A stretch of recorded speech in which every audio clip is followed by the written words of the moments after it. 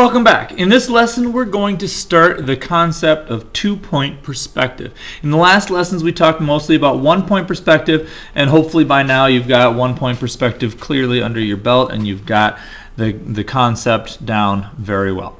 Now we're going to add an extra vanishing point. This is going to allow us to be looking at objects kind of from the corner rather than only from the sides and looking down that one long pathway.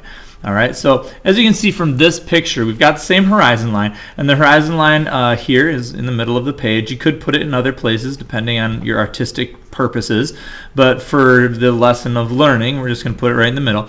And you'll see that I have vanishing point 1 on this side and vanishing point number 2 on that side. All right, so getting started, you'll need a fresh piece of paper.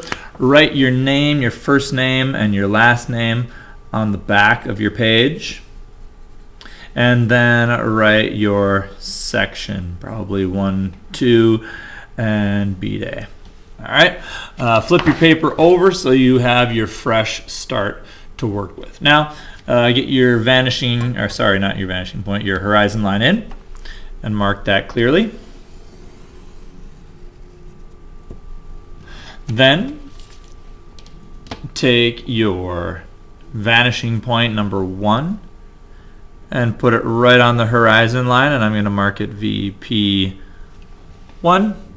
and then put your vanishing point number 2 way out here on this side, and I'm going to label it VP2 so that I have those two vanishing points separated in my mind and I can talk about them clearly.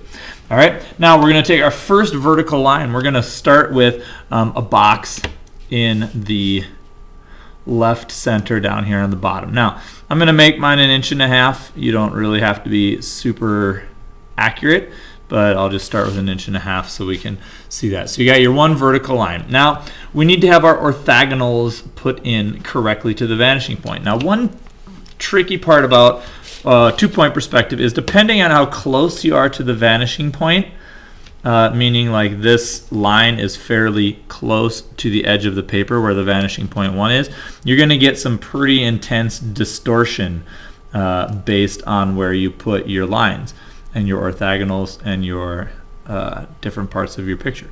So be careful that as you start to do this, you're going to have to be thinking of distortion and how that distortion will look. Now, perspective will follow the rules always. And it will, correctly be going into space. But once you get to a certain place, the distortion factor is a little bit intense, and most people will be like, wow, that looks right, but it looks really weird because of the distortion. All right, because you wouldn't typically see things from that perspective, right? So here's my first two orthogonals. My orthogonal is going to the left over here to vanishing point number 1. Now I'm going to put my orthogonals in to vanishing point number 2, and this first line that we've done is the front corner of the box. All right, and we're going to have to put the other edges of the box in based on where our orthogonals all meet. Okay, so there's our first two sets of orthogonals. You'll see those and say, all right, we've got this kind of area and that kind of area going back to the vanishing point. Now we have to throw in the sides of our box, and you can put that anywhere. Make sure that the sides of your box are perfectly vertical and they match that first line. If you put them on a diagonal, then it won't quite look right. So you want to make sure you get that first line for your box vertical. All right, so there's my first line for my box vertical on that side. And then making sure that I finish my edges off, I would take this line from here to here and draw that nicely, and then draw this one and changing it from an orthogonal to the edge of my box. Okay, so there's the edge of my box that's facing to the left. Now I'm going to put my other side, the right side. I'm going to make sure that my ruler is nice and vertical. Again, make sure that it's vertical so it doesn't look cockeyed and weird. Okay, I'm going to drop a vertical line right there. And then I'm going to fill in those orthogonals so I have a clear top to my box. and a clear bottom to the box, like so. Now we've got the sides, and we need to finish the top. So now you're going to look at the edges here, these vertices that are up here at the top, and we're going to be able to draw the edge of the box by joining this vertice on the right-hand side to the vanishing point on the left-hand side, which is our vanishing point number 1. And I'm going to draw that orthogonal in. Okay, so there's my orthogonal from the right top vertice of the box. And going to the left top vertice of the box, drawing our vanishing, or drawing back our orthogonal back to our vanishing point, like this. And you clearly have the top of that box. Now, I'm going to draw those box tops in so that they're nice and solid.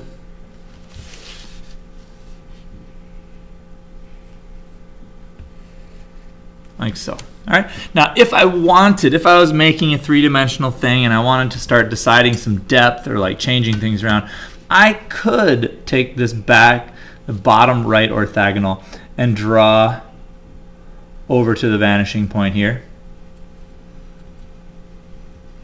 I'm not going to draw that all on the way, but you can see that, and I don't want to draw all the way back to the vanishing point because I'm going to erase it in a minute after I'm done. That I could take this bottom corner or vertice and draw back, right? And I could find this back corner from this top piece down to that bottom piece, and I could actually draw in like the three-dimensionality of this box in the sense that I could have the imaginary, here's the back face of the box, here's that face that we don't see, that's the back corner of the box, and I could actually project into space where that actual box would be if I like had X-ray vision. All right, for our purposes right now, we don't need to do that. So I'm just going to erase these because I don't want to get too much confusion happening. You can leave them on your paper though, just enough so that I can kind of see them on there and realize that you've done that skill and that you know that. That's an important thing to know because it's going to come into play later when we want to be like making streets or other parts of our buildings. All right, so there's our first cube or rectangular solid that is in the bottom of your picture plane. Now let's do one in the top right of our picture plane just to kind of follow the same procedure that we've already done. So there's my vertical line. Now we're going to go from the top of that line and draw our orthogonal all the way down to our vanishing point. Okay, bottom of the line to vanishing point number 1.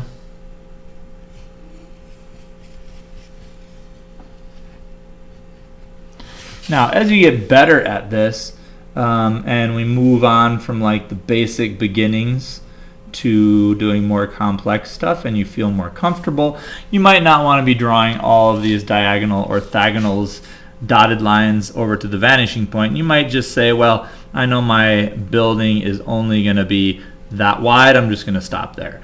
But for the beginning, it's nice to go all the way back to the vanishing point because sometimes, myself included, kids will get a little lazy and they won't quite line their ruler up to that vanishing point, and then the perspective gets kind of goofy looking. So here's the vertical for the left side of my box, and let's pretend it's a super long rectangle. Here's the vertical for the right side of my box. All right, and if I take this now and just like trace those orthogonals in so that we get them nice and solid.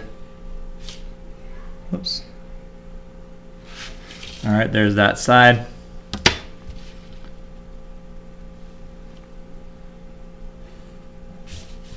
And the left side.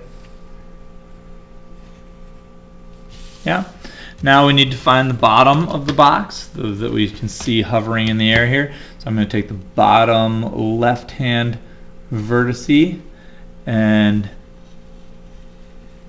line it up to my orthogonal, or rather vanishing point, and then the bottom right vertice over here to vanishing point number 1.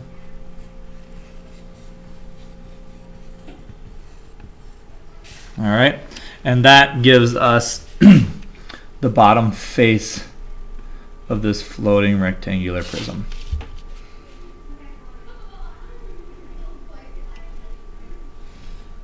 All right, now last but not least, you're going to be looking at the box that's in the middle.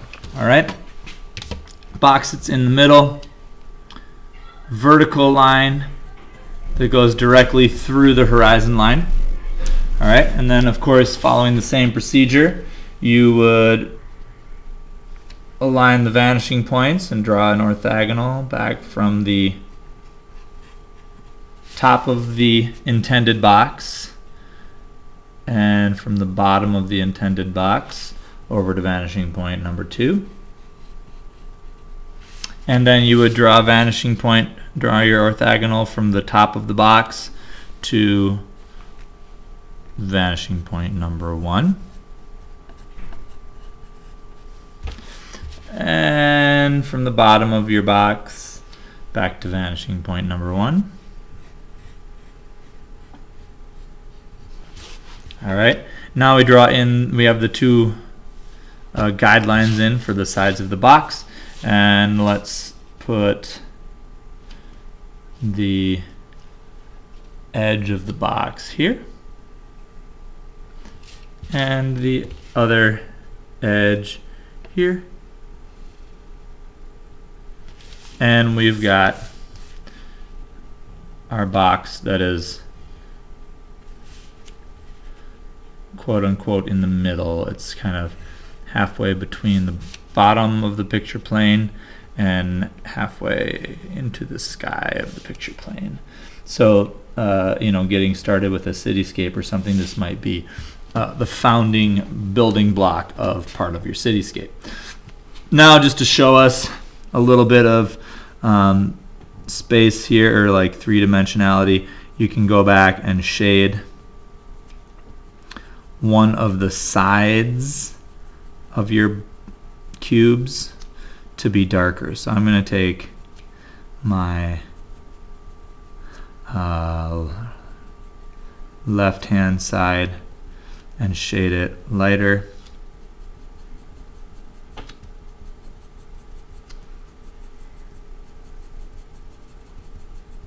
And my left hand side and shade it darker.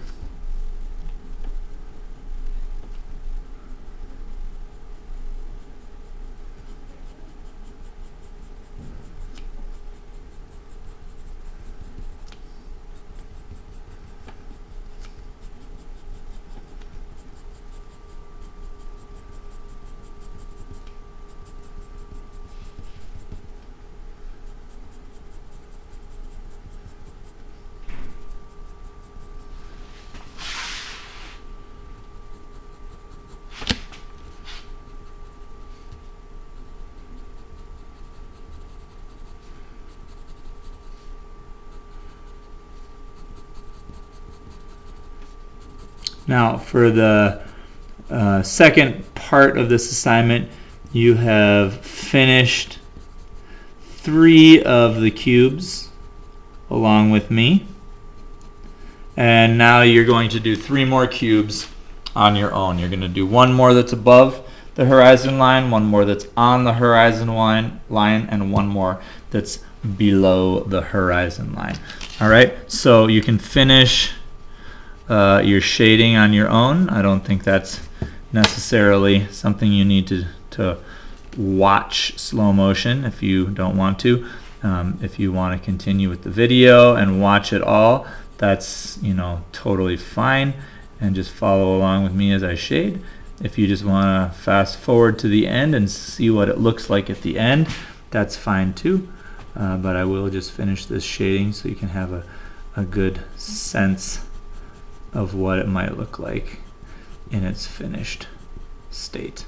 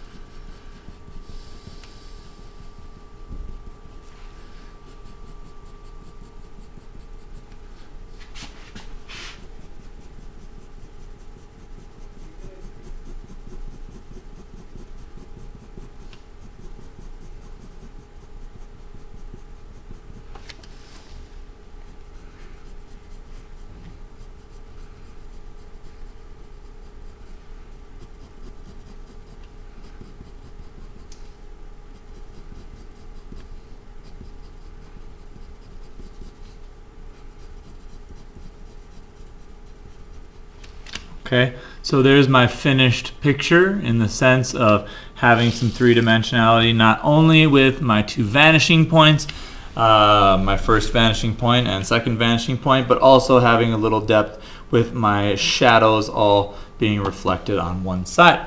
All right, and that's how you finish the beginnings of learning two-point perspective, and make sure that for the rest of your assignment for handing it in, you've got one more cube above, one more cube on, and one more cube below your horizon line.